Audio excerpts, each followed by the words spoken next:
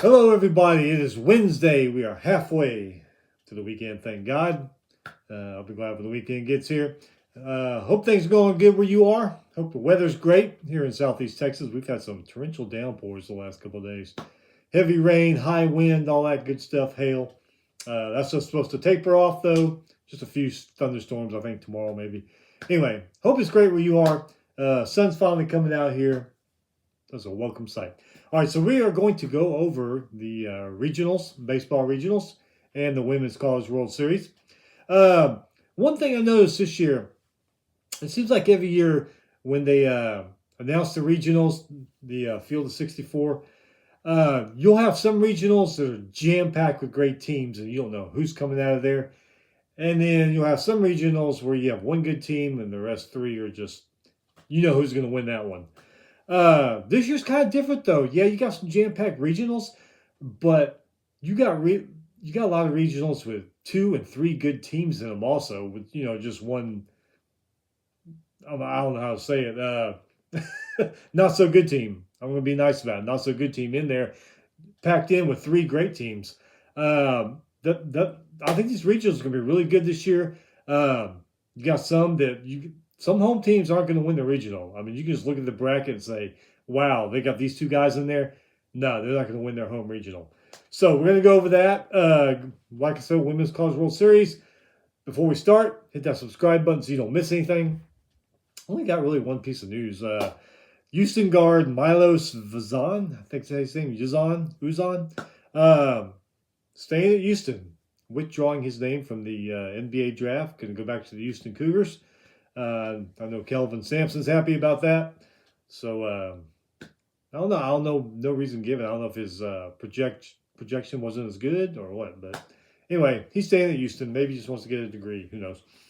There was another piece of news. The SEC, they are having their meetings in spring, summer, whatever meetings in Florida this week. I know some talk about 16-team playoff, and I don't think Greg Sankey's happy about it, but a lot of people are calling him the villain of college football now. Remember 5 years ago, he pretty much saved college football during COVID. He said, hey, we're going to play, and other conferences followed suit.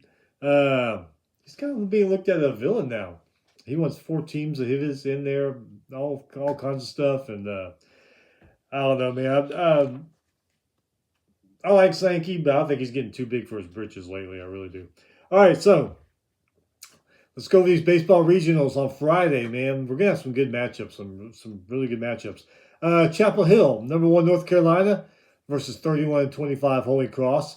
But also there, you got 32-27 Nebraska playing 35-20 Oklahoma. 2 great teams there.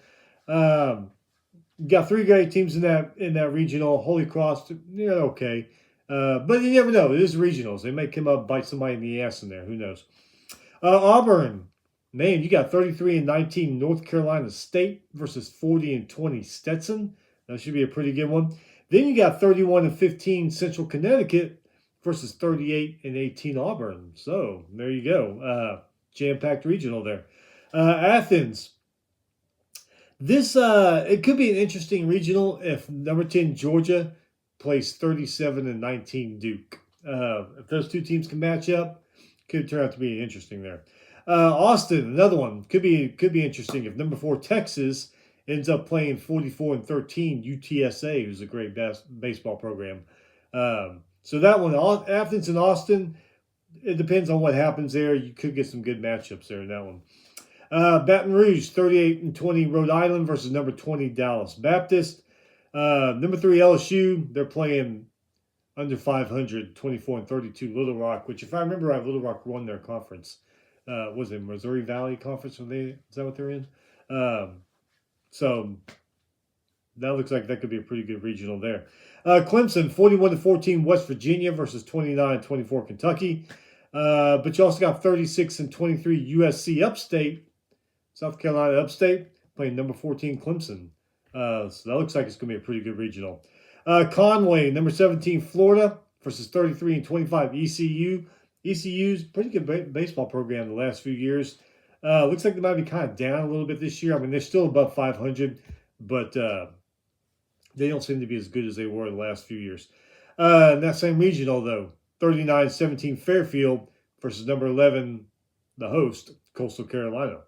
Corvallis, number 22, TCU versus 35 and 21, USC. That should be pretty good. But you also got in that regional 35 and 24, St. Mary's versus number 8, Oregon State. So that's a jam-packed regional there. Eugene, 41 and 17, Cal Poly versus number 21, Arizona. And 32 and 27, Utah Valley versus number 5, Oregon. Pretty good regional there. Fayetteville, number 25, Kansas versus 41 and 14, Creighton. And the other one, you got number 6, Arkansas playing 19 and 32, North Dakota State. Under 500 team, but they did win their conference, the Summit. So, I don't know. We'll see what happens in that one there. Hattiesburg. Will number 24 Alabama meet number 12 Southern Miss? Again, it's one of those regionals. You got to have things happen to get something good. Knoxville, 35 and 21, Miami of Ohio versus number 16 Tennessee. That ought to be a pretty good one. 36 and 20 Wake Forest. So they're in that regional also. So you got 3 great teams there that can battle it out. Los Angeles, number 13 UCLA, along with number 23 UC Irvine, and 35 and 22 Arizona State. UC Irvine and Arizona State will play each other. I forget who UCLA is playing, but 3 good teams in that regional there. Nashville, 41 and 15 East Tennessee State versus 35 and 21 Louisville. Ooh, that could be a pretty damn good one there. Then you also got in that regional 38 and 19 Wright State versus number 2 Vanderbilt. So, man, there's another jam-packed loaded one there, regional there in Nashville. Oxford, 46 and 12 Western Kentucky versus number 18 Georgia Tech. And 39 and 13 Murray State versus number 15 Ole Miss, another jam-packed regional. Tallahassee, 37 and 21 Bethune Cookman versus number 7 Florida State. And 34 and 21 Mississippi State versus number 19 Northeastern. See what I said there? Beginning of this thing?